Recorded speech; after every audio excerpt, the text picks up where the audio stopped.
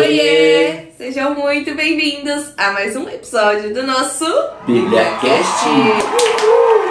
E hoje, minha gente, é dia de voltarmos para o livro de Atos. Vamos ler Atos 20, do versículo 4 ao 38, Atos 21, 22 e Atos 23, do versículo 1 ao 35, tá? E no final nós vamos fazer a nossa análise de tudo que a gente vai estar lendo hoje, tá?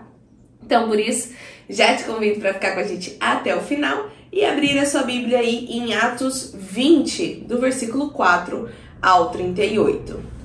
Sendo acompanhado por Sópatro, filho de Pirro, de Bereia, Aristarco e Secundo, de Tessalônica, Gaio, de Derbe, Timóteo, além de Tíquico e Trófimo, da província da Ásia, esses homens foram adiante e nos esperaram em Troade.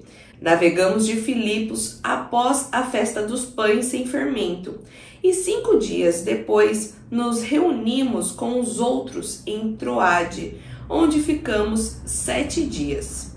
No primeiro dia da semana, quando nos reunimos para partir o pão, Paulo falou aos irmãos e, por que iria embora no dia seguinte? Continuou falando até a meia-noite. Havia muitas lâmpadas no piso superior onde estávamos reunidos. Um jovem chamado Eutico, que estava sentado numa janela, adormeceu profundamente durante o longo discurso de Paulo. Vencido pelo sono, caiu do 3º andar. Quando o levantaram, estava morto. Paulo desceu, inclinou-se sobre o rapaz e o abraçou, dizendo: "Não fiquem alarmados, ele está vivo." Então subiu novamente, partiu o pão e comeu. Depois continuou a falar até o amanhecer e foi embora. Levaram vivo o jovem, o que muito os consolou. Quanto a nós, fomos até o navio e embarcamos até Assos, onde iríamos receber Paulo a bordo. Assim, ele tinha ordenado, porque quis fazer essa parte da viagem por terra. Quando nos encontrou em Assos, nós o recebemos a bordo e prosseguimos até Mitilene. No dia seguinte, navegamos dali e chegamos defronte de Quio. No outro dia, atravessamos rumo a Samos e um dia depois chegamos a Mileto. Paulo tinha decidido não aportar em Éfeso para não se demorar na província da Ásia, pois estava com pressa de chegar a Jerusalém, se possível, antes do dia de Pentecoste. De Mileto, Paulo mandou chamar os presbíteros da igreja de Éfeso. Quando chegaram, ele lhes disse: "Vocês sabem como vivi todo o tempo em que estive com vocês, desde o primeiro dia em que cheguei à província da Ásia. Servi ao Senhor com toda a humildade e com muitas lágrimas, sendo severamente provado pelas conspirações dos judeus. Vocês sabem que não deixei de pregar a vocês nada que fosse proveitoso, mas ensinei tudo publicamente e de casa em casa. Testifiquei tanto a judeus como a gregos que se arrependam diante de Deus e creiam em nosso Senhor Jesus. Agora, compelido pelo Espírito, vou para Jerusalém, sem saber o que me acontecerá ali. Só sei que, em todas as cidades, o Espírito Santo me adverte de que me esperam prisões e sofrimentos. Todavia, não me importo nem considero a minha vida de valor algum para mim mesmo, desde que eu termine a corrida e complete o ministério que o Senhor Jesus me confiou, testemunhar do Evangelho da graça de Deus. Agora, sei que todos vocês, entre os quais passei pregando o reino, nunca mais voltarão a ver-me. Portanto, eu declaro hoje que estou inocente do sangue de todos, pois não deixei de proclamar-lhes toda a vontade de Deus. Cuidem de vocês mesmos e de todo o rebanho sobre o qual o Espírito Santo os designou como bispos, para pastorearem a igreja de Deus, que ele comprou com o seu próprio sangue. Sei que depois da minha partida, lobos ferozes penetrarão no meio de vocês e não pouparão o rebanho. Dentre vocês mesmos se levantarão homens que torcerão a verdade, a fim de atrair discípulos para si. Por isso, vigiem. Lembrem-se de que, noite e dia, durante 3 anos, jamais cessei de advertir com lágrimas cada um de vocês. Agora eu os entrego a Deus e à palavra da sua graça, que os pode edificar e dar a vocês herança entre todos os que são santificados. Não cobicei a prata, nem o ouro, nem as roupas de ninguém. Vocês mesmos sabem que estas minhas mãos supriram as minhas necessidades e as dos meus companheiros. Em tudo o que fiz, mostrei a vocês que é preciso trabalhar arduamente para ajudar os que estão em necessidade, lembrando as palavras do próprio Senhor Jesus, que disse: mais bem-aventurada coisa é dar do que receber. Tendo dito isso, ajoelhou-se com todos eles e orou. Todos choraram muito e, abraçando-o, o beijavam. O que mais os entristeceu foi a declaração de que nunca mais voltariam a vê-lo. Então, o acompanharam até o navio. Atos 21. A caminho de Jerusalém. Depois de nos separarmos deles, embarcamos e navegamos diretamente para Cos. No dia seguinte fomos para Rhodes e dali até Pátara. Encontrando o navio que ia fazer a travessia para a Fenícia, embarcamos nele e partimos. Depois de avistarmos Chipre e seguirmos rumo sul, navegamos para a Síria. Desembarcamos em Tiro, onde o nosso navio deveria deixar sua carga. Encontrando os discípulos dali, ficamos com eles 7 dias. Eles, pelo Espírito, recomendavam a Paulo que não fosse a Jerusalém. Mas quando terminou o nosso tempo ali, partimos e continuamos nossa viagem. Todos os discípulos com suas mulheres e filhos nos acompanharam até fora da cidade, e ali na praia nos ajoelhamos e oramos. Depois de nos despedirmos, embarcamos e eles voltaram para casa.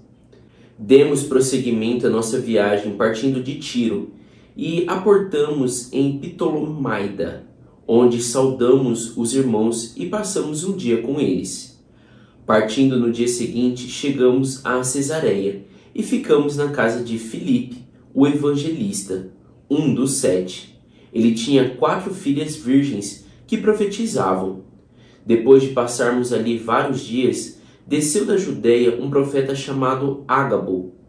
Vindo ao nosso encontro, tomou o cinto de Paulo e, amarrando as suas próprias mãos e pés, disse: assim diz o Espírito Santo, desta maneira os judeus amarrarão o dono deste cinto em Jerusalém e o entregarão aos gentios. Quando ouvimos isso, nós e o povo dali rogamos a Paulo que não subisse para Jerusalém. Então Paulo respondeu: por que vocês estão chorando e partindo o meu coração? Estou pronto não apenas para ser amarrado, mas também para morrer em Jerusalém, pelo nome do nosso Senhor Jesus. Como não pudemos dissuadi-lo, desistimos e dissemos: seja feita a vontade do Senhor. Depois disso, preparamo-nos e subimos para Jerusalém. Alguns dos discípulos de Cesareia nos acompanharam e nos levaram à casa de Minasson, onde devíamos ficar. Ele era natural de Chipre e um dos primeiros discípulos. A chegada de Paulo a Jerusalém. Quando chegamos a Jerusalém, os irmãos nos receberam com alegria. No dia seguinte, Paulo foi conosco encontrar-se com Tiago, e todos os presbíteros estavam presentes. Paulo o saudou e relatou minuciosamente o que Deus havia feito entre os gentios por meio do seu ministério. Ouvindo isso, eles louvaram a Deus e disseram a Paulo: veja, irmão, quantos milhares de judeus creram, e todos eles são zelosos da lei. Eles foram informados de que você ensina todos os judeus que vivem entre os gentios a se afastarem de Moisés, dizendo-lhes que não circuncidem seus filhos, nem vivam de acordo com os nossos costumes. Que faremos? Certamente eles saberão que você chegou. Portanto, faça o que lhe dizemos. Estão conosco 4 homens que fizeram voto. Participe com esses homens dos rituais de purificação e pague as despesas deles, para que rapem a cabeça. Assim todos saberão que não é verdade o que falam de você, mas que você continua vivendo em obediência à lei. Quanto aos gentios convertidos, já lhes escrevemos a nossa decisão de que eles devem abster-se da comida sacrificada aos ídolos, do sangue, da carne de animais estrangulados e da imoralidade sexual. No dia seguinte, Paulo tomou aqueles homens e purificou-se com eles. Depois foi ao templo para declarar o prazo do cumprimento dos dias da purificação e da oferta que seria feita individualmente em favor deles. A prisão de Paulo. Quando já estavam para terminar os 7 dias, alguns judeus da província da Ásia, vendo Paulo no templo, agitaram toda a multidão e o agarraram, gritando: Israelitas, ajudem-nos! Este é o homem que ensina a todos em toda parte contra o nosso povo, contra a nossa lei e contra este lugar. Além disso, ele fez entrar gregos no templo e profanou este santo lugar. Anteriormente, eles haviam visto o Éfeso Trófimo na cidade com Paulo e julgaram que Paulo o tinham introduzido no templo. Toda a cidade ficou alvoroçada e juntou-se uma multidão. Agarrando Paulo, arrastaram-no para fora do templo e imediatamente as portas foram fechadas. Tentando eles matá-lo, chegaram notícias ao comandante das tropas romanas de que toda a cidade de Jerusalém estava em tumulto. Ele reuniu imediatamente alguns oficiais e soldados e com eles correu para o meio da multidão. Quando viram o comandante e os seus soldados, pararam de espancar Paulo. O comandante chegou, prendeu-o e ordenou que ele fosse amarrado com 2 correntes. Então perguntou quem era ele e o que tinha feito.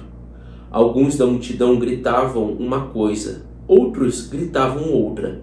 Não conseguindo saber ao certo o que havia acontecido por causa do tumulto, o comandante ordenou que Paulo fosse levado para a fortaleza. Quando chegou às escadas, a violência do povo era tão grande que ele precisou ser carregado pelos soldados. A multidão que o seguia continuava gritando: "Acabe com ele!" O discurso de Paulo. Quando os soldados estavam para introduzir Paulo na fortaleza, ele perguntou ao comandante: "Posso dizer-te algo?" "Você fala grego?" perguntou ele.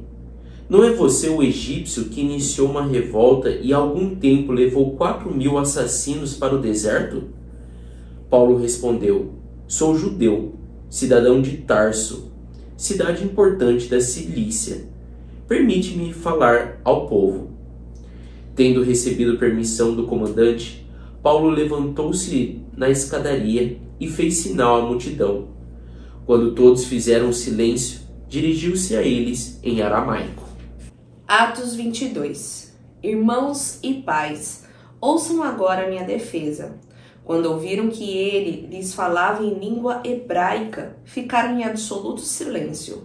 Então Paulo disse: "Sou judeu, nascido em Tarso, da Cilícia, mas criado nesta cidade. Fui instruído rigorosamente por Gamaliel na lei dos nossos antepassados, sendo tão zeloso para com Deus quanto qualquer de vocês hoje. Persegui os seguidores deste caminho até a morte, prendendo tanto homens como mulheres e lançando-os na prisão, como podem testemunhar o sumo sacerdote e todo o sinédrio. Deles cheguei a receber cartas para os seus irmãos em Damasco e fui até lá a fim de trazer a Jerusalém como prisioneiros os que lá estivessem, para serem punidos. Por volta do meio-dia, eu me aproximava de Damasco, quando, de repente, uma forte luz vinda do céu brilhou ao meu redor. Caí por terra e ouvi uma voz que me dizia: Saulo, Saulo, por que você me persegue? Então perguntei: Quem és tu, Senhor? Ele respondeu: Eu sou Jesus, o Nazareno, a quem você persegue. Os que me acompanhavam viram a luz, mas não entenderam a voz daquele que falava comigo. Assim, perguntei: Que devo fazer, Senhor? O Senhor disse: Levante-se e entre em Damasco, onde será dito o que você deve fazer. Os que estavam comigo me levaram pela mão até Damasco, porque o resplendor da luz havia me deixado cego. Um homem chamado Ananias, fiel seguidor da lei e muito respeitado por todos os judeus que ali viviam, veio ver-me e, pondo-se junto a mim, disse: Irmão Saulo, recupere a visão. Naquele mesmo instante, pude vê-lo. Então ele disse: O Deus dos nossos antepassados o escolheu para conhecer a sua vontade, ver o justo e ouvir as palavras da sua boca. Você será testemunha dele a todos os homens, daquilo que viu e ouviu. E agora, o que está esperando? Levante-se, seja batizado e lave os seus pecados, invocando o nome dele. Quando voltei a Jerusalém, enquanto eu orava no templo, caí em êxtase e vi o Senhor que me dizia: Depressa, saia de Jerusalém imediatamente, pois não aceitarão o seu testemunho a meu respeito. Eu respondi: Senhor, estes homens sabem que eu ia de uma sinagoga a outra, a fim de prender e açoitar os que creem em ti. E quando foi derramado o sangue de Estevão, tua testemunha, eu estava lá, dando minha aprovação e cuidando dos mantos dos que o matavam. Então o Senhor me disse: Vá, eu o enviarei para longe, aos gentios. Paulo, cidadão romano. A multidão ouvia Paulo até que ele disse isso. Então todos levantaram a voz e gritaram: Tira esse homem da face da terra, ele não merece viver. Como estavam gritando, tirando as suas capas e lançando poeira ao ar, o comandante ordenou que Paulo fosse levado à fortaleza, açoitado e interrogado, para saber por que o povo gritava daquela forma contra ele. Enquanto o amarravam a fim de açoitá-lo, Paulo disse ao centurião que ali estava: Vocês têm o direito de açoitar um cidadão romano sem que ele tenha sido condenado? Ao ouvir isso, o centurião foi prevenir o comandante.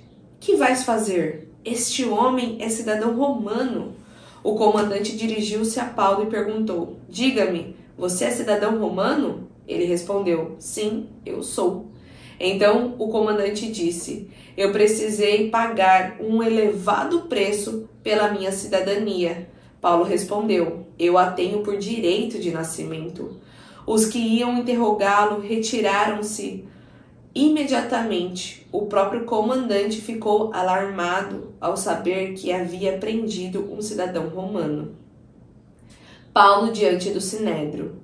No dia seguinte, visto que o comandante queria saber exatamente por que Paulo estava sendo acusado pelos judeus, soltou-o e ordenou que se reunissem os chefes dos sacerdotes e todo o Sinédrio. Então, trazendo Paulo, apresentou-o a eles.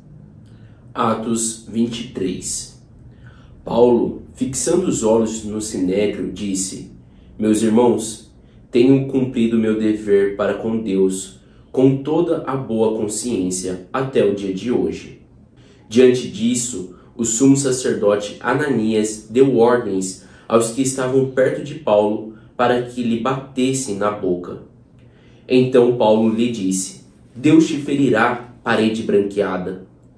Estás aí sentado para me julgar conforme a lei, mas contra a lei me mandas ferir?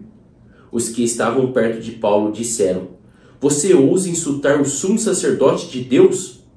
Paulo respondeu: Irmãos, eu não sabia que ele era o sumo sacerdote, pois está escrito: não fale mal de uma autoridade do meu povo. Então Paulo, sabendo que alguns deles eram saduceus e outros fariseus, bradou no sinédrio: Irmãos, sou fariseu, filho de fariseu. Estou sendo julgado por causa da minha esperança na ressurreição dos mortos. Dizendo isso, surgiu uma violenta discussão entre os fariseus e os saduceus, e a assembleia ficou dividida. Os saduceus dizem que não há ressurreição, nem anjos, nem espíritos. Mas os fariseus admitem todas essas coisas. Houve um grande alvoroço e alguns dos mestres da lei, que eram fariseus, se levantaram e começaram a discutir intensamente, dizendo: Não encontramos nada de errado neste homem. Quem sabe se algum espírito ou anjo falou com ele? A discussão tornou-se tão violenta que o comandante teve medo que Paulo fosse despedaçado por eles. Então ordenou que as tropas descessem e o retirassem à força do meio deles, levando-o para a fortaleza. No dia seguinte, o Senhor, pondo-se ao lado dele, disse: Coragem! Assim como você testemunhou a meu respeito em Jerusalém, deverá testemunhar também em Roma.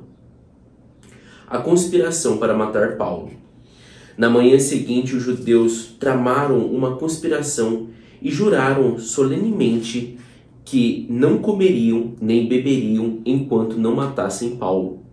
Mais de 40 homens estavam envolvidos nessa conspiração, e dirigindo-se aos chefes dos sacerdotes e aos líderes dos judeus, disseram: Juramos solenemente, sob maldição, que não comeremos nada enquanto não matarmos Paulo. Agora, portanto, vocês e o sinédrio peçam ao comandante que o faça comparecer diante de vocês com um pretexto de obter informações mais exatas sobre o seu caso. Estaremos prontos para matá-lo antes que ele chegue aqui. Entretanto, o sobrinho de Paulo, filho de sua irmã, teve conhecimento dessa conspiração. Foi à fortaleza e contou tudo a Paulo, que, chamando um dos centuriões, disse: Leve este rapaz ao comandante, ele tem algo para lhe dizer. Assim ele o levou ao comandante. Então disse o centurião: Paulo, o prisioneiro, chamou-me, pediu-me que te trouxesse este rapaz, pois ele tem algo para te falar. O comandante tomou o rapaz pela mão, levou-o à parte e perguntou: O que você tem para me dizer? Ele respondeu: Os judeus planejaram pedir-te que apresentes Paulo ao sinédrio amanhã, sob pretexto de buscar informações mais exatas a respeito dele. Não te deixes convencer, pois mais de 40 deles estão preparando uma emboscada contra Paulo. Eles juraram solenemente não comer nem beber enquanto não o matarem. Estão preparados agora, esperando que prometas atender-lhes o pedido. O comandante despediu o rapaz e recomendou-lhe: Não diga a ninguém que você me contou isso. Paulo é transferido para Cesareia. Então ele chamou 2 de seus centuriões e ordenou-lhes: Preparem um destacamento de 200 soldados, 70 cavaleiros e 200 lanceiros, a fim de irem para Cesareia esta noite, às 9 horas. Providenciem montarias para Paulo e levem-no em segurança ao governador Félix. O comandante escreveu uma carta nestes termos: Cláudio Lísias, ao excelentíssimo governador Félix, saudações. Este homem foi preso pelos judeus, que estavam prestes a matá-lo quando eu, chegando com minhas tropas, o resgatei, pois soube que ele é cidadão romano. Querendo saber por que o estavam acusando, levei-o ao sinédrio deles. Descobri que ele estava sendo acusado em questões acerca da lei deles, mas não havia contra ele nenhuma acusação que merecesse morte ou prisão. Quando fui informado de que estava sendo preparada uma cilada contra ele, enviei-o imediatamente a Vossa Excelência. Também ordenei que os seus acusadores apresentassem a Vossa Excelência aquilo que tem contra ele. Os soldados, cumprindo seu dever, levaram Paulo durante a noite e chegaram a Antipatrite. No dia seguinte, deixaram a cavalaria prosseguir com ele e voltaram para a fortaleza. Quando a cavalaria chegou a Cesareia, deu a carta ao governador e lhe entregou Paulo. O governador leu a carta e perguntou de que província era ele. Informando de que era da Cilícia, disse: ouvirei seu caso quando os seus acusadores chegarem aqui. Então ordenou que Paulo fosse mantido sob custódia no palácio de Herodes. E assim finalizamos a nossa leitura. Voltando aí para saber como foi a trajetória de Paulo, né, gente? Então, como nós já dissemos antes, né, Atos vai tendo essas paradinhas para ser lida outras cartas para mostrar como estava sendo, né, o caminhar de Paulo e também o desenvolvimento das igrejas primitivas ali naquele momento. Então a gente leu anteriormente Romanos, onde Paulo ainda não tinha ido, mas era Paulo que mais instruía aquele povo ali, né, a continuar o caminhar. E agora a gente volta para o livro de Atos para entender, né, por que Paulo também ainda não tinha ido a Roma ali, né, por que Paulo estava, vamos dizer assim, em alguma cidade, o que estava acontecendo com Paulo, né, então Atos seria meio que para saber, assim, o que está acontecendo com Paulo, né. Exatamente, ele conta muito, assim, ele é mais focado na parte da caminhada de Paulo, né, então, assim, a gente leu aqui alguns capítulos, né, principalmente o comecinho ali do capítulo 21, ele conta exatamente por onde as cidades, qual ali foi a trajetória de Paulo, né? Mas assim, o foco principalmente da leitura de hoje, né, é sobre a chegada de Paulo em Jerusalém, né? O que se passa com Paulo em Jerusalém. Então, no capítulo 21, 22 e 23, ele focou, né, todo o tempo aí explicando, né, como que foi essa chegada de Paulo em Jerusalém. Exatamente. E no capítulo 20, né, que a gente leu ali do versículo 4 até o 38, fala muito sobre aonde ele estava, né, que fala ali que ele estava acompanhado também, né, por Sopatro, Aristarco, Gaio, Timóteo, várias pessoas da província da Ásia, e esses homens foram adiante e esperaram em Troade. E eles navegaram de Filipo após a festa do pão sem fermento. Então eles cumpriam também os rituais ali ordenados pelo Senhor, tá, gente? Então eles estavam ali navegando de Filipos, né, indo para Troade, né, onde eles ficaram 7 dias. E ali ele fala, né, no primeiro dia da semana se reuniram para partir o pão e tudo mais. Então conta como ele estava antes de ir até Jerusalém, né? E até ele fala que ele queria chegar em Jerusalém no dia de Pentecostes. Só que daí, gente, nesses 7 dias, né, que ele ficou em Troade, conta ali do versículo 7 até o versículo 12, falando sobre ele pregar ali, né? Ele pregando até tarde da noite, tinha várias pessoas ouvindo ele, e havia um rapaz sentado à janela, ouvindo, e de repente ele cai no sono. E ali, ele caindo no sono, imagina, naquele tempo as janelas eram um pouco mais grossas do que é hoje em dia, então por isso que ele se sentou ali na janela. Mas aí ele caiu no sono, e de lá ele caiu do 3º andar. E quando ele caiu, ele estava morto, né? Para as pessoas que foram lá averiguar, ele estava morto. E Paulo fala, olha, não, ele está vivo.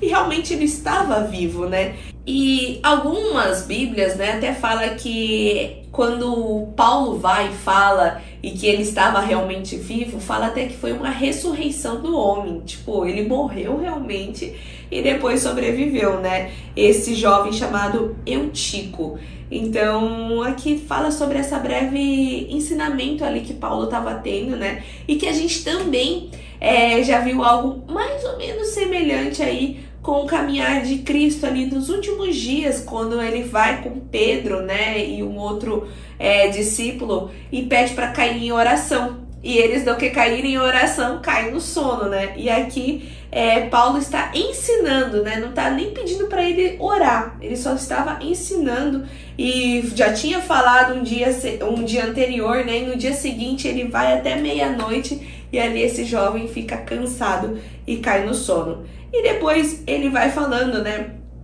sobre como vai ser o caminhar dele, né? Fala até que ele vai de navio, né? Os que estão junto dele vai de navio, mas ele prefere ir a pé para um outro caminhar, e se encontram em um determinado lugar para aí sim irem até Jerusalém, né, gente? E ali, né, ele até comenta que ele manda chamar o presbítero da igreja de Éfeso, né, lá de Mileto, e depois ele começa já a se despedir, ele faz as orientações, né, como Paulo sempre orientava as igrejas, mostrava como ele era exemplo, que ele não vivia ali, vamos dizer assim, às custas dos lugares onde ele estava, mostrou como ele trabalhava, quais eram as orientações, e também se despediu como uma forma assim, olha, a gente não vai mais se ver. Então Paulo já estava nos últimos momentos do caminhar dele ali, então quando ele vai e se despede dessa forma, né, falando, olha, e não vamos nos ver mais, né, o povo fica triste a respeito disso. E ele até fala isso lá no versículo 35, né? Em tudo o que fiz, mostrei a vocês que é preciso trabalhar arduamente para ajudar os que estão em necessidade, lembrando as palavras do próprio Senhor Jesus. Mais bem-aventurado coisa é dar do que receber. Mostrando ali, né, que essa atitude que ele tem não é algo assim de orgulho ou prepotência, coisas do tipo, mas é uma orientação até mesmo que Jesus dava, né? É mais alegre quem dá do que quem recebe. Então ali ele mostrando, olha, eu tô seguindo o caminhar que Cristo estava ensinando, né? E aí, tendo dito isso, todo mundo se ajoelhou, orou com ele, né? Só que todos também choraram, né? Fala ali no versículo 37. Todos choraram muito e, abraçando-o, o beijavam. O que mais os entristeceu foi a declaração de que nunca mais voltariam a vê-lo. Então, o acompanharam até o navio. E uma parte interessante desse capítulo 20, né, pra gente até entender o enredo, gente, do que vai passar nessa nossa leitura desses 4 capítulos, é o versículo 22 ali e o 23, que ele fala, né, agora, compelido pelo Espírito, estou indo para Jerusalém. Então, essa daqui é uma fala de Paulo, tá? Sem saber o que me acontecerá ali, só sei que, em todas as cidades, o Espírito Santo me avisa que prisões e sofrimentos me esperam. Todavia não me importo, nem considero a minha vida de valor algum para mim mesmo, né? Então aqui Paulo já está deixando nesse capítulo 20 que o Espírito Santo, né, estava guiando ele, né, direcionando ele, olha, chegou essa hora de ir para Jerusalém, mesmo ele sentindo, né, que prisões e sofrimentos estavam esperando ele. Então isso é só um adendo, né, interessante, porque nós vamos agora, né, ali para o capítulo 21 falando a caminho de Jerusalém. E nós vamos ver ali mais pessoas testemunhando ali pelo Espírito Santo que sofrimentos e prisões estavam esperando Paulo em Jerusalém. E isso eu acho uma coisa muito interessante, né? E ali, né, vamos entrar ali na leitura falando, né, que Paulo depois, separando deles, embarcou e foi para outra cidade. Ali vai contando um pouco, né, do caminho, qual que é as cidades que Paulo vai passando. E daí ele fala, né, no versículo 3, depois de avistarmos Chipre, seguimos rumo ao sul, navegamos para a Síria, desembarcamos em Tiro, onde o nosso navio deveria deixar sua carga. E ali eles encontraram alguns discípulos e ficaram com eles ali 7 dias. E ali fala, né, eles, pelo Espírito, recomendavam a Paulo que não fosse a Jerusalém. Isso no versículo 4, né? Mas quando terminou o nosso tempo ali, partimos e continuamos. Ali a gente já vê mais pessoas, né, em Tiro falando, olha, não vai para Jerusalém, né? Tem coisas ruins esperando você. Mas isso que é muito interessante, a gente recebe visões, né? E as pessoas, né, podem nos falar, olha, cuidado, eu tenho um sentimento ruim com você sobre determinado lugar, né? E isso é uma coisa que eu quero ressaltar. E ali ele continua falando depois, tá? Ali no versículo 10 fala: depois de passarmos ali vários dias, desceu da Judeia um profeta chamado Ágabo. Vindo ao nosso encontro, tomou o cinto de Paulo, amarrou tal e disse, né? Assim diz o Espírito Santo, desta maneira os judeus amarrarão o dono deste cinto em Jerusalém e o entregarão aos gentios, né? E ali, tipo assim, é mais gente falando, né, que Paulo iria sofrer. E continua no versículo 12, né? Quando ouvimos isso, nós e o povo dali rogamos a Paulo que não subisse para Jerusalém. Então Paulo respondeu: por que vocês estão chorando e partindo o meu coração, né? Estou pronto não apenas para ser amarrado, mas também para morrer em Jerusalém pelo nome do nosso Senhor Jesus.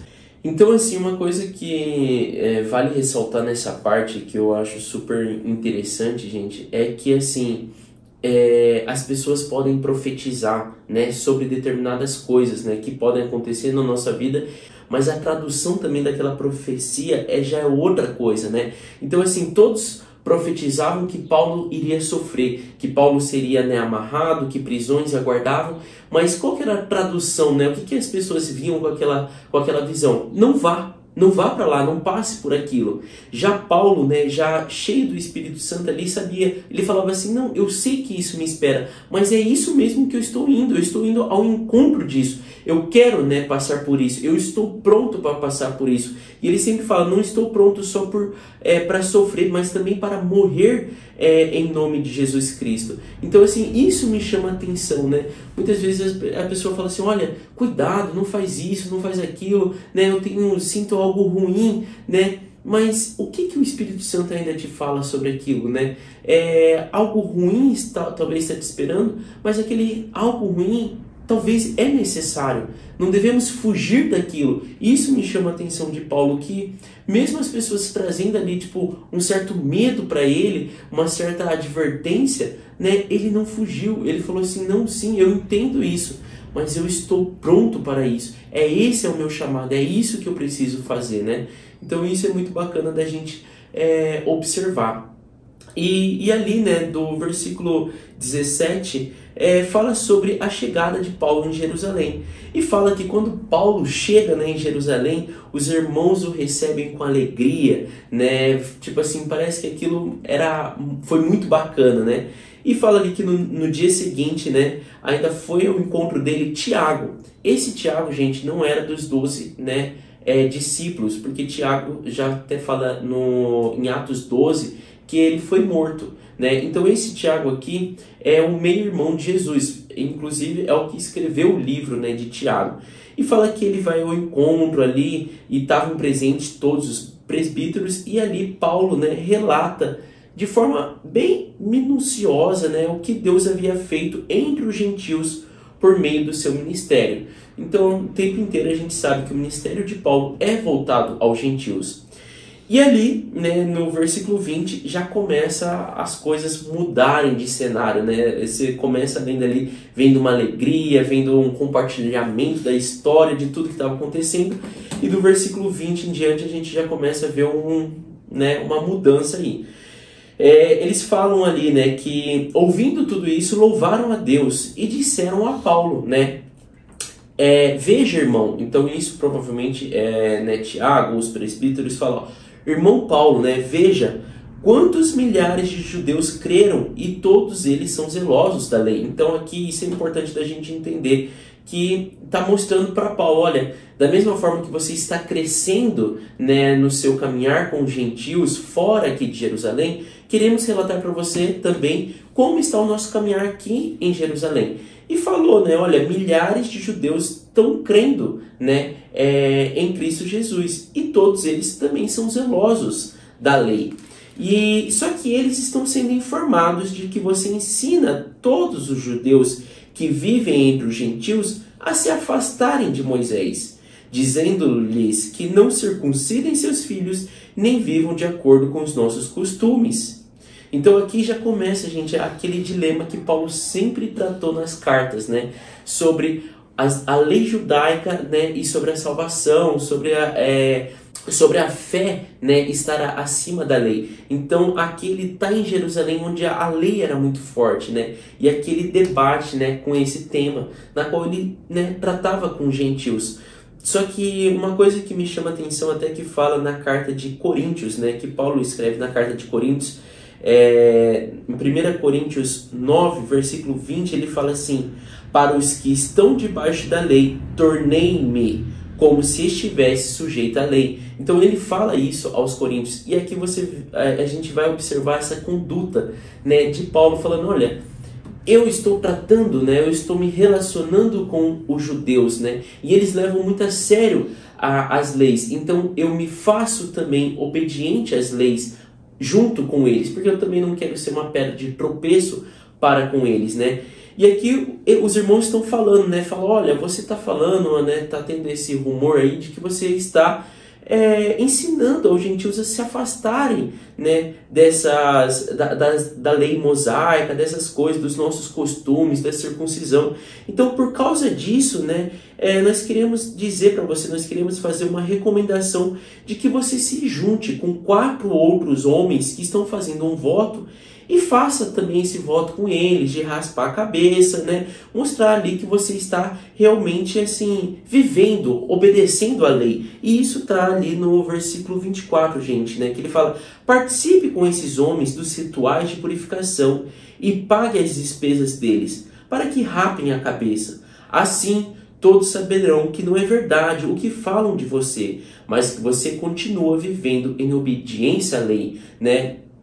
E isso é legal, assim, eu acho muito interessante só de deixar claro que Paulo não estava sendo duas faces, né? Tipo assim, com gentios eu vivo assim, com judeus eu vivo assim. Mas ele sempre falou, tipo assim, olha, a lei não é errada, mas a fé, né, ela está maior do que, ela está acima da lei. É isso ele pregou em todas as cartas, nas cartas de Romanos, nas cartas aos Coríntios, mostrando, né, até trazendo lá sobre Abraão, sobre a fé estar acima da lei. Só que aqui nesse momento, quando ele estava vivendo com os judeus, eu vejo que ele não queria ser uma pedra de tropeço, não queria discutir já de cara ali com os judeus, mas ele falou: tudo bem, a lei não está errada, né? É isso que ele sempre deixou claro, mas a fé está acima da lei. E se for para mim viver, mostrar que eu tenho uma obediência à lei, eu vou mostrar essa obediência sem problema nenhum, né? E é isso que ele fala ali, né? Que ele já começa, né, no versículo 26, fala: no dia seguinte, Paulo tomou aqueles homens e purificou-se com eles.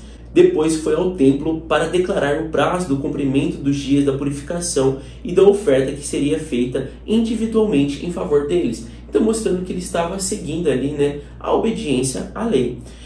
Só que daí, no versículo 27, fala sobre a prisão de Paulo, né? Que ele fala ali: quando já estava para terminar os 7 dias, né? Mostra que Paulo já estava seguindo ali, né, o que foi aconselhado a ele fazer, para que Paulo mostrasse que ele não estava desviando ninguém, né, sobre a lei mosaica.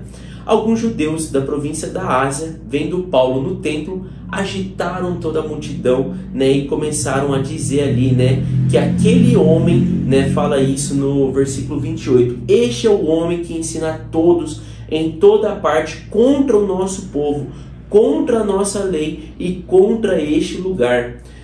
Além disso, ele fez entrar gregos no templo e profanou este santo lugar, né? Então, assim, eles pegaram, né, vamos dizer assim, um pouco do que Paulo estava ensinando e pioraram aquilo, né? E realmente Paulo, assim, estava dizendo que o evangelho, né, a salvação era para todos, e sim, era para os gregos, era para os romanos, né? Não era só para os judeus.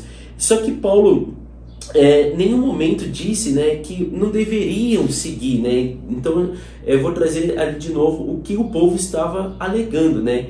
Então ele diz: este é o homem que ensina a todos em toda parte contra o nosso povo, contra a nossa lei e contra este lugar. E Paulo não ensinava contra, ele só dizia que a fé estava acima. Não era necessário obedecer a lei, ter lá rígido a lei mosaica, porque a fé estava acima disso, né? E ele deixa isso muito claro nas cartas aos Coríntios e aos Romanos, né?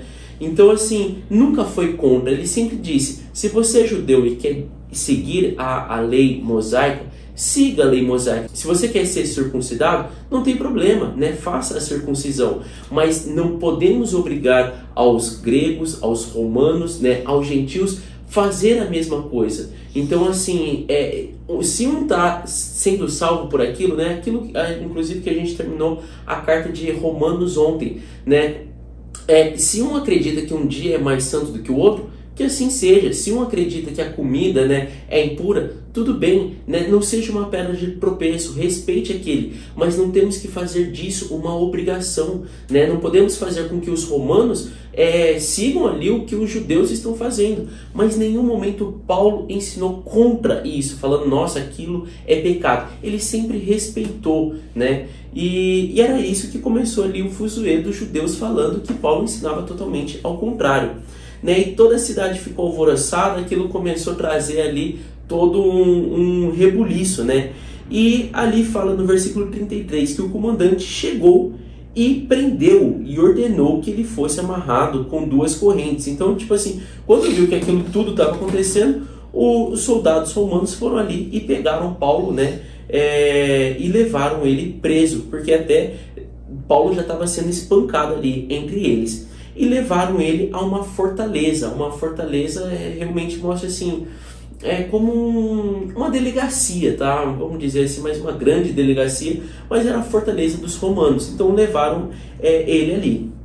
E até no versículo 35 fala que quando chegou às escadas, a violência do povo era tão grande que ele precisou ser carregado pelos soldados. A multidão que o seguia continuava gritando, acabe com ele. E assim, não tem, gente, como você ler essa história e não ter assim a assimilação com a história que Jesus passou, né? Jesus sendo ali crucificado, sendo açoitado, né? Pelo próprio povo dele, pelos próprios judeus, né? E tipo assim, quando você olha e fala, cara, parece que Paulo está vivendo a mesma coisa ali que Jesus Cristo viveu, mas defendendo esse evangelho para os gentios, né? Então, quando Paulo ele chega ali sendo um ícone, né? Um ícone daquela pessoa que prega aos gentios e que está pregando, vamos dizer assim, de forma errada, né? E aí você vê ali sendo, né? Ele sendo apanhado por causa disso. E o versículo 37 ali é muito bacana, que quando os soldados, né, estavam para colocar Paulo nessa fortaleza, colocar Paulo ali nessa prisão, Paulo fala, olha, posso dizer algo, né? Até o soldado responde, você fala grego? Ele fala, né, eu sou judeu, né, da cidade de Tarso, né, permite-me falar ao povo. Então Paulo pede, gente, para falar com o povo, né, o povo que estava açoitando ele, que estava ali querendo matar ele. Paulo ainda assim, antes de ser preso, levado ali à fortaleza, ele pede para os soldados para que possa, né, falar com o povo, se explicar para o povo. E termina ali, né, o capítulo 41 falando, né, que fez um sinal de silêncio à multidão. E quando todos ficaram em silêncio, Paulo começou a dirigir-se a eles em aramaico, ou, né, na língua hebraica. A gente pode usar linguagem hebraica ou aramaico, mas isso já mostra, né, isso deixa muito claro essa aproximação com os judeus. Não era tipo assim, eu sou um estrangeiro aqui, eu não conheço vocês. Porque assim, o fato de você ser um judeu, falar em aramaico, né, mostra que você tinha uma raiz com aquele povo, mostra que você conhecia. É como tipo você pegar um índio que fala tupi, né, tupi-guarani, alguma coisa assim, e falar, caraca, peraí, são poucas pessoas que sabem isso. Alguém para saber isso realmente viveu no meio de nós, sabe a raiz do povo, né? E aí no capítulo 22, né, fala que quando ele falou nessa língua deles, né, todos ficaram em absoluto silêncio, mostrando ali, vamos dizer, um respeito também, querendo ou não, por mais que ele tava querendo matar Paulo, ele falou, opa, peraí, precisamos ouvir o que esse cara tá falando, porque tá usando a nossa língua, né?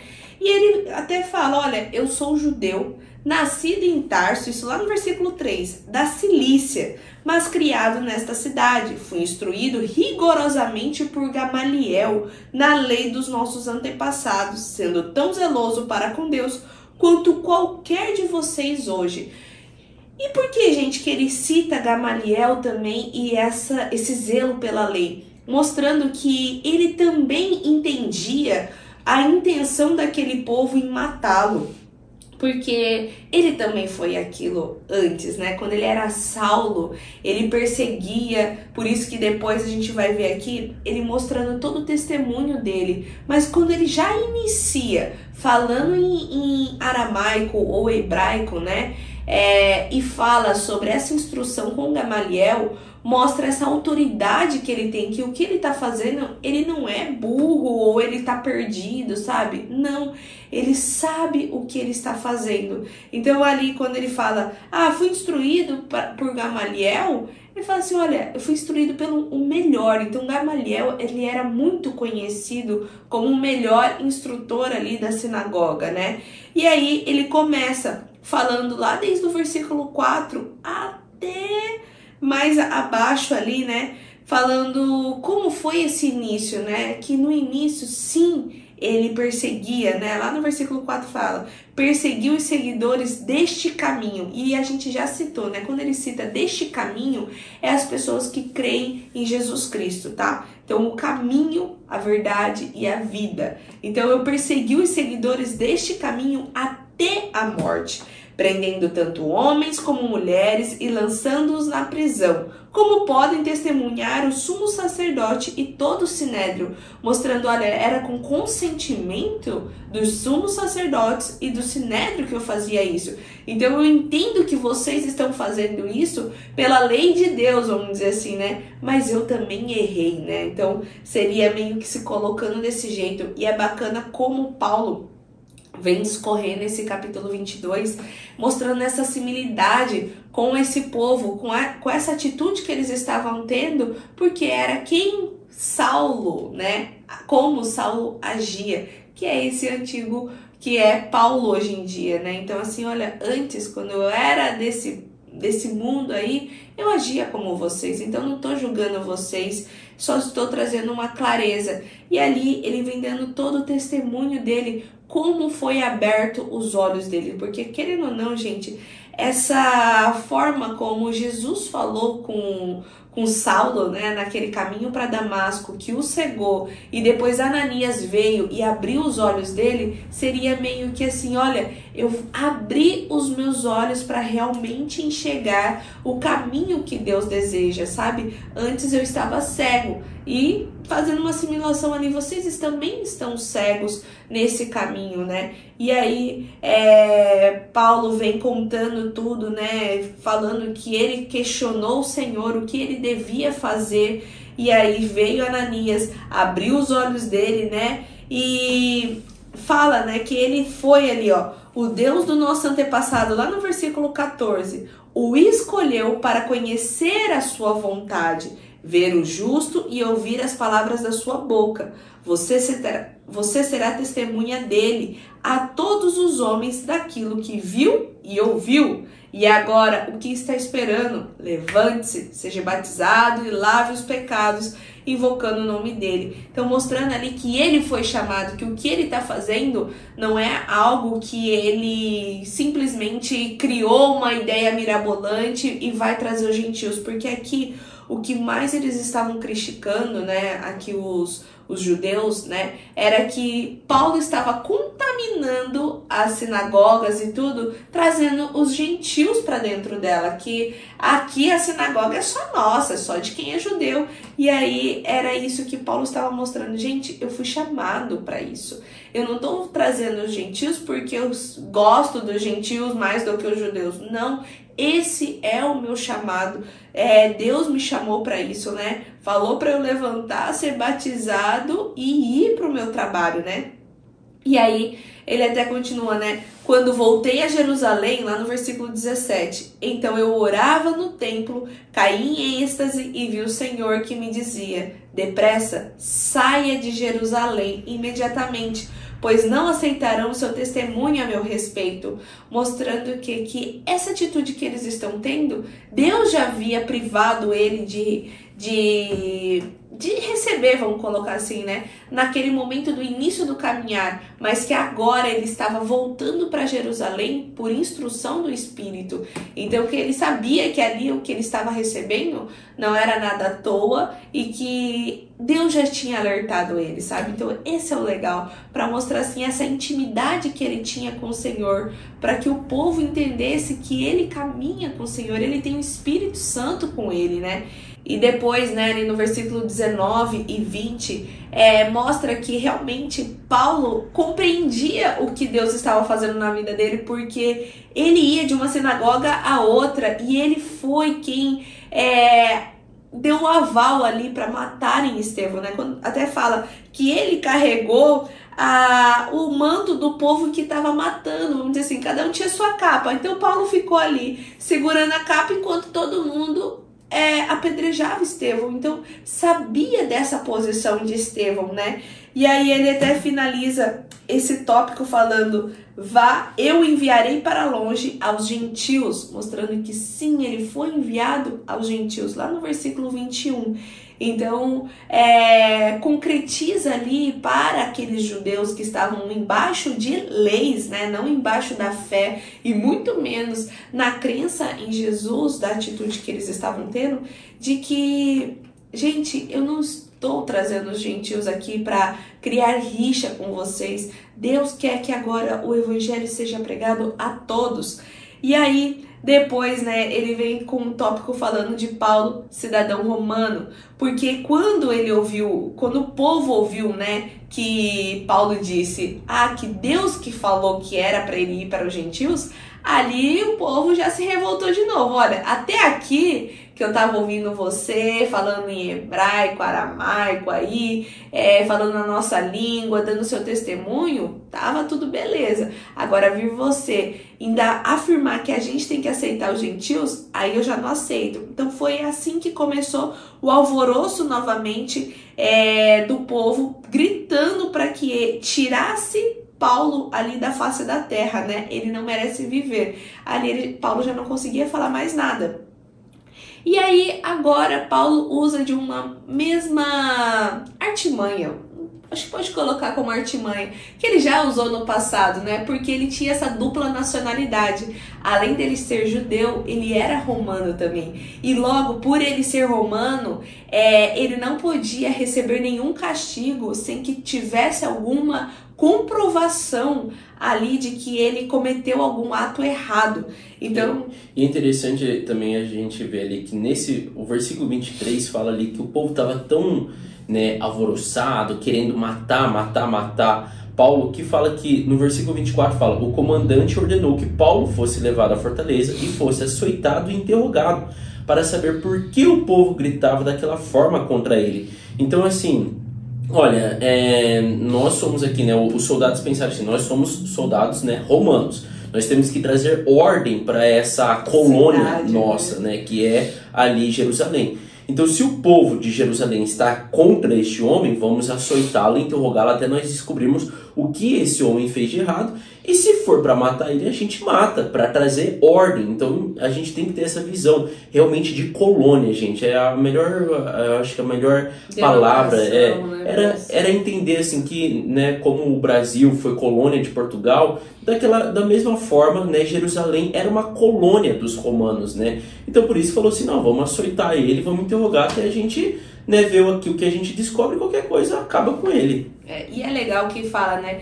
Enquanto o amarravam, lá no versículo 25, a fim de açoitá-lo, Paulo disse ao centurião que ali estava: você tem o direito de açoitar um cidadão romano sem que ele tenha sido condenado, porque antes mesmo, né, até na leitura do Jason, mostra que eles procuraram e não tinha justificativa, gente. Então, assim, eles estavam fazendo aquilo só por conta de como estava o alvoroço na cidade.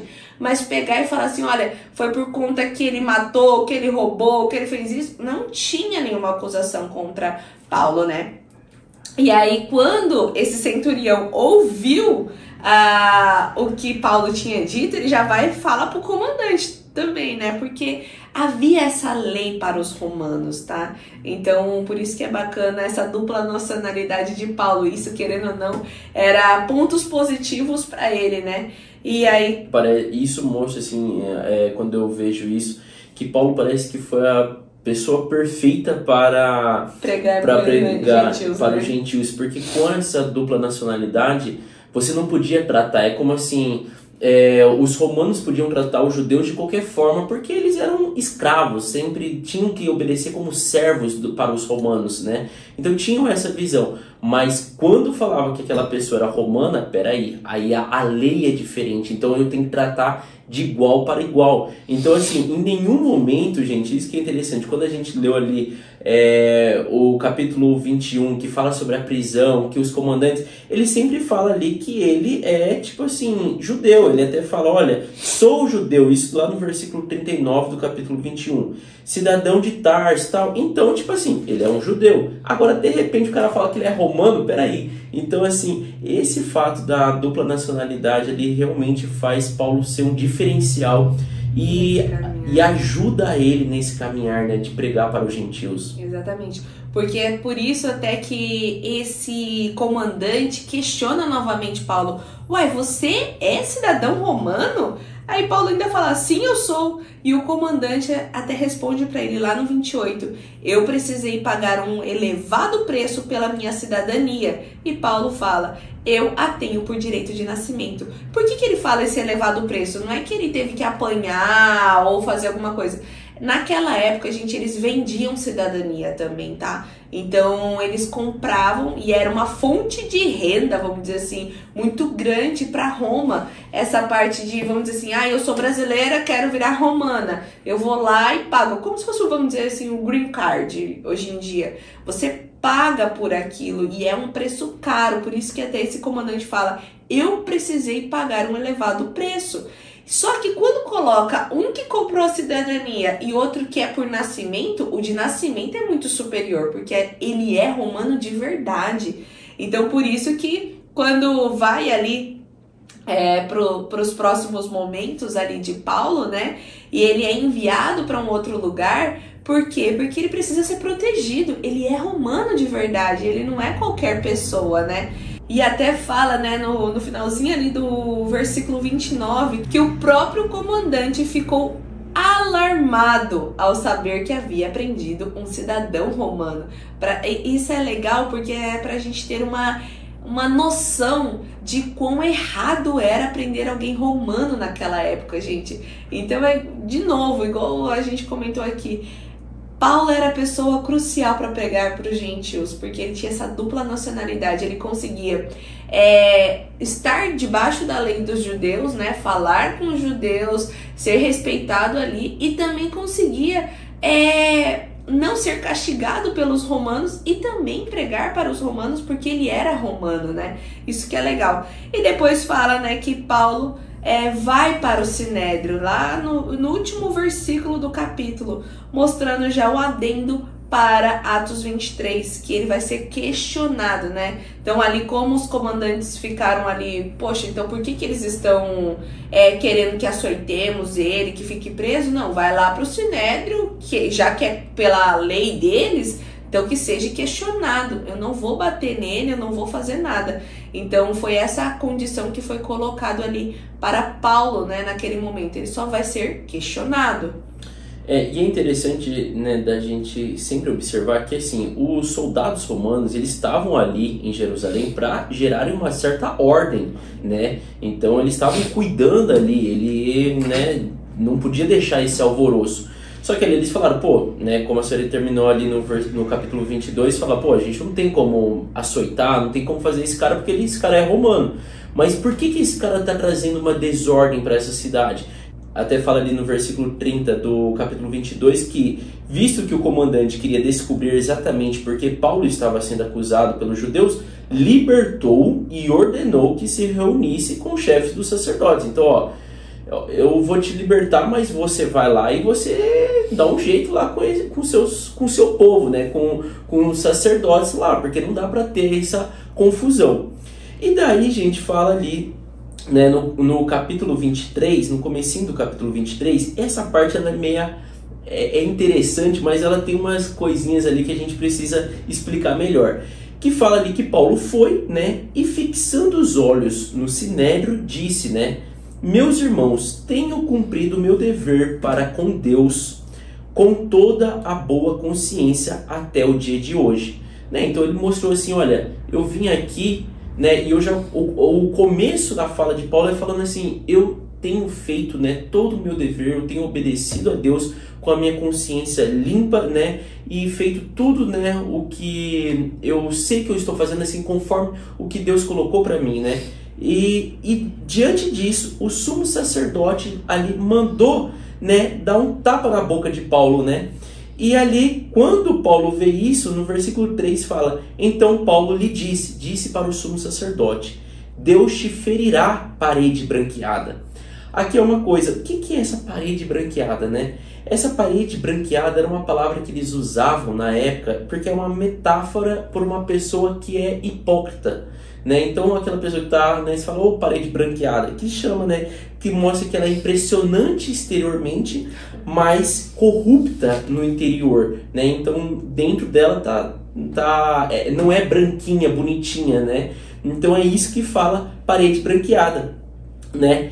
E ele continua, né? A fala de Paulo para Ananias é, Deus te ferirá, parede branqueada, estás aí sentado para me julgar conforme a lei, mas contra a lei me mandas ferir, né? Então, tipo assim, isso mostra também, Paulo mostra mais ou menos sobre isso também com Jesus Cristo, que sobre a própria lei Jesus Cristo foi julgado. Então, tipo assim, que a lei estava de certa forma sendo interpretada de forma errada, né, pelos sacerdotes. E por isso que ele fala, você está aí, né, para julgar conforme a lei, mas você está contra a lei mandando me ferir. Né? E os que estavam ali perto de Paulo disseram, como você ousa insultar o sumo sacerdote de Deus? E no 5 Paulo responde, né? Irmãos, eu não sabia que ele era o sumo sacerdote, pois está escrito, não fale mal de uma autoridade do meu povo.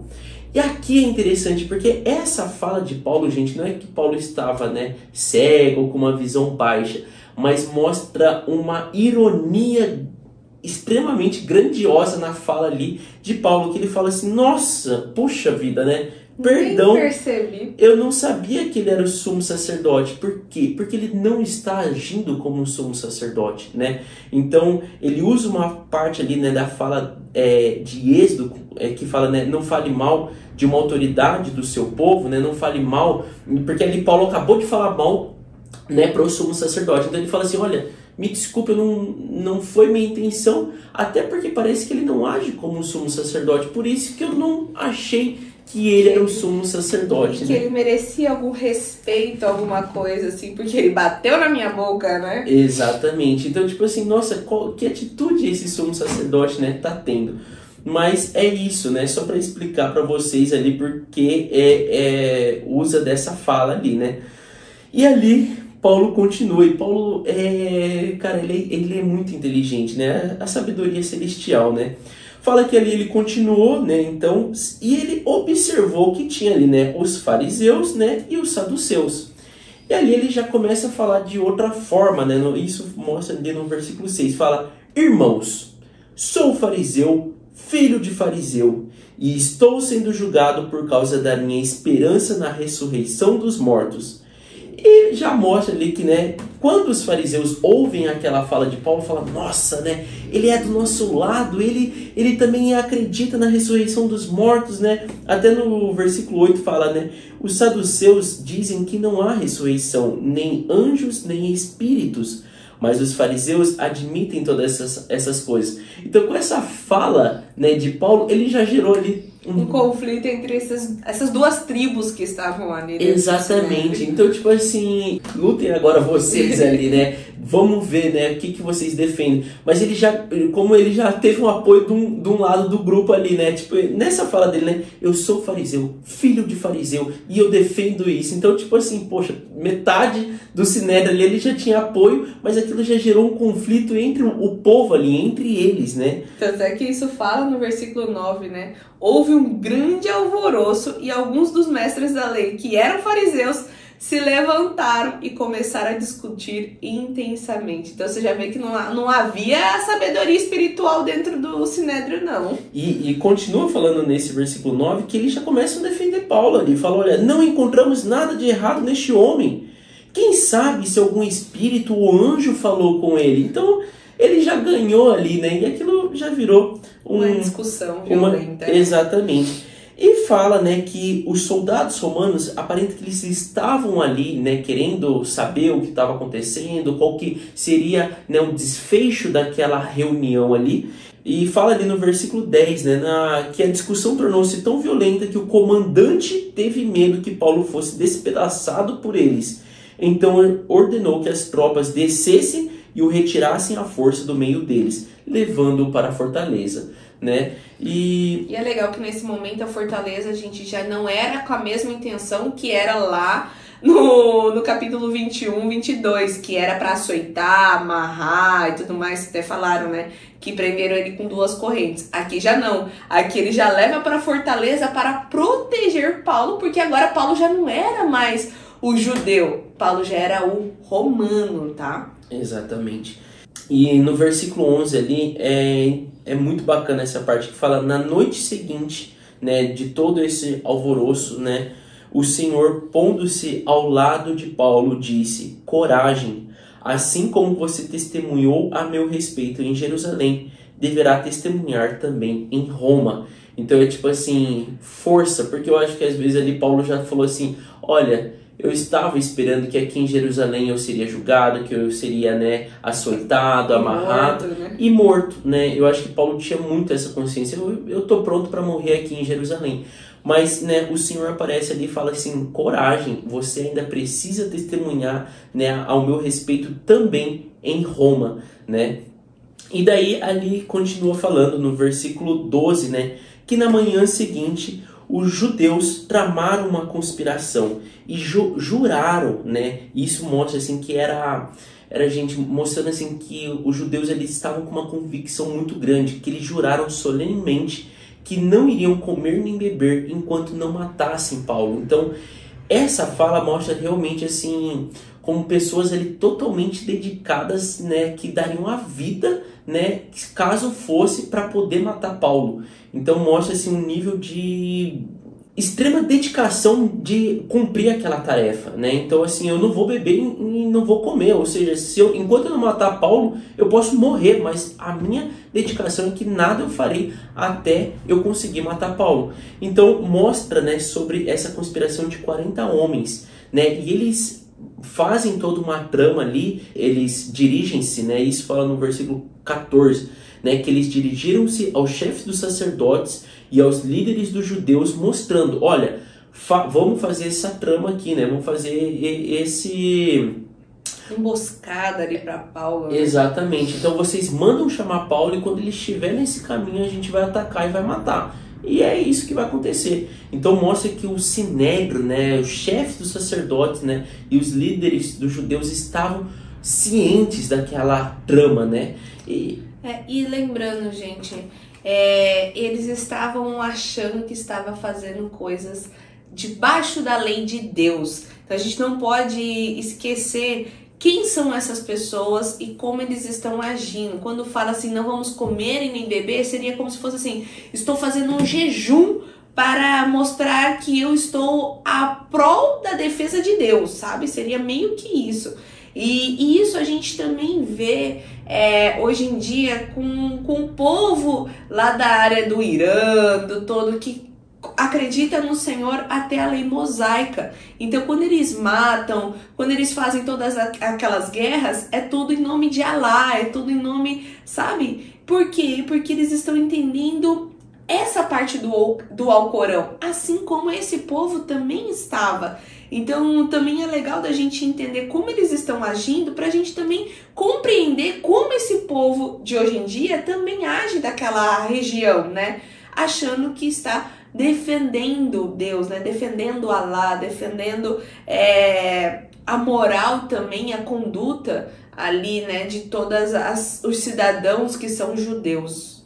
E só reforçando, a gente em nenhum momento tá falando que a conduta deles está certa, né? Nossa, vamos, coitadinho. Defendendo, dando uma justificativa. Exatamente, né? mas entendeu, né? É isso que a senhora falou, a gente poder entender, da mesma forma que Jesus Cristo foi morto ali pelos judeus, Paulo está sendo, né, querendo ali, Paulo está correndo o risco de ser morto pela mesma ideia. E Paulo mesmo fala, eu tinha essa mesma visão, compartilhava dessa... Eu também matei gente com essa mesma visão. Exatamente, enquanto ele era, né, Saulo. Então, assim, o que é interessante da gente entender, né, é como que essas pessoas pensam, né? Igual a senhora falou, como que ali, né, o povo do Irã, ou até os xiitas, enfim, muita gente ali da região ali, né, dos árabes ali, né, pensam sobre isso, né? E por que eles agem dessa forma? E não para nós agirmos de forma hipócritas ou de forma assim julgatória, mas para a gente entender e realmente partir dessa ideia do entendimento que eles têm, né, para algo, né, mais avançado, até assim para levar uma palavra. A gente não pode chegar tipo, nossa, vocês estão errados, meu Deus, olha o que vocês fazem, porque como a Sérgio falou, para eles tudo que eles estavam fazendo era certo, e por isso que eles conseguiam, né, igual aqui na história de Paulo, esses 40 homens conseguiram inclusive o apoio do Sinédrio ali, porque tudo, né, para eles estava agindo de forma correta. Tinha um embasamento ali para aquela conduta, né? Então, essa parte de nós compreendermos, né, reforçando novamente, não é defendendo aquelas atitudes, mas é um direcionamento para você também poder conversar com uma pessoa dessa e saber que palavras usar, que argumentos usar para você também mostrar a tua verdade, né? O teu caminho ali, mostrar sobre Jesus na vida daquela pessoa, que era o que Paulo também fazia, né? Ele pregava para os gentios, ele pregava também para os judeus que tinham esse pensamento assim como ele. Aqui nesse momento mesmo do capítulo 22, ele estava mostrando a visão que ele tinha no passado e o que aconteceu. Tipo assim, gente, tá tudo bem, eu também pensava como vocês, agora é assim, assim, assado. Então é legal da gente ler, entender melhor, mais a fundo esse momento que Paulo estava vivendo, para nós também, hoje em dia, quando estivermos de frente com alguém dessa cultura, né, e tudo, poder saber dar a palavra e não ser um hipócrita ou um ignorante também, só falar o seu lado sem nem entender o outro lado, para você poder ter um poder de convencimento um pouco melhor, né? Exatamente. E ali no versículo 16 fala, né, que um sobrinho de Paulo, filho de sua irmã, tendo conhecimento disso, se vai à procura de Paulo e conta tudo aquilo, né, sobre essa trama aí que estava tendo. E Paulo pede para ele ir falar com o comandante. E daí conta, né, quando termina ali, continuando no versículo 20, 21, 22, fala que ele vai até o comandante, né, e relata tudo o que iria acontecer, detalhadamente, né.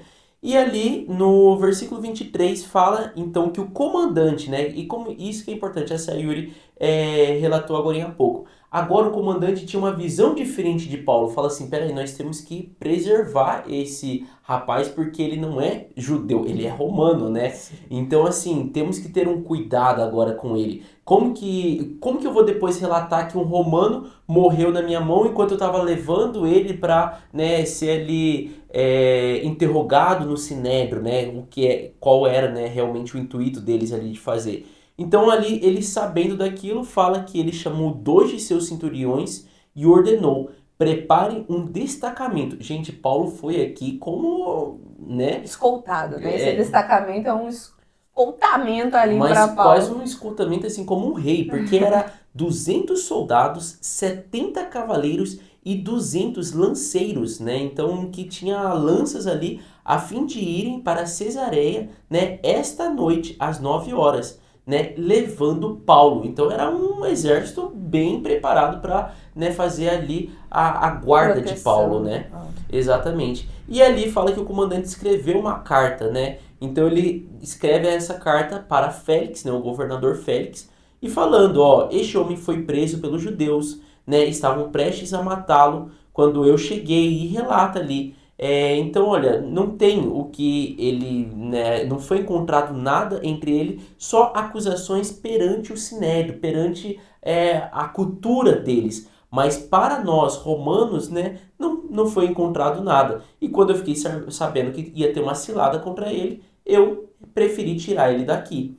E ali fala que os soldados cumpriram o dever, levaram Paulo, né, e ele chega então até a Cesareia, né, e fala que deu a carta ao governador e tal. E o governador, né, termina ali o capítulo só falando assim, olha, ouvirei seu caso, isso no versículo 35, né? Essa é uma fala do governador Félix. Ele disse, ouvirei seu caso quando os seus acusadores chegarem aqui. Então ordenou que Paulo fosse mantido sob custódia no palácio de Herodes, né? Então aqui aparenta, né, termina mostrando que foi chamado, né, os sacerdotes, ali principalmente, né, o sumo sacerdote Ananias, quem era o líder, né, ali dos judeus, para poder ouvir a acusação e fazer ali um julgamento. Então é assim que termina, né, a leitura de hoje. Exatamente. E acho que é isso que temos para compartilhar com vocês. Tem muito ensinamento, gente. Amanhã, né, no próximo episódio, continuamos ainda a leitura de Atos, né?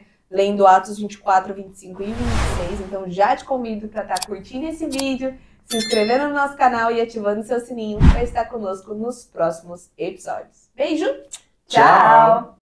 Oiê! Parabéns! Você concluiu mais um episódio do nosso BíbliaCast. Aqui do lado eu já deixei o quê? O nosso canal para você estar se inscrevendo.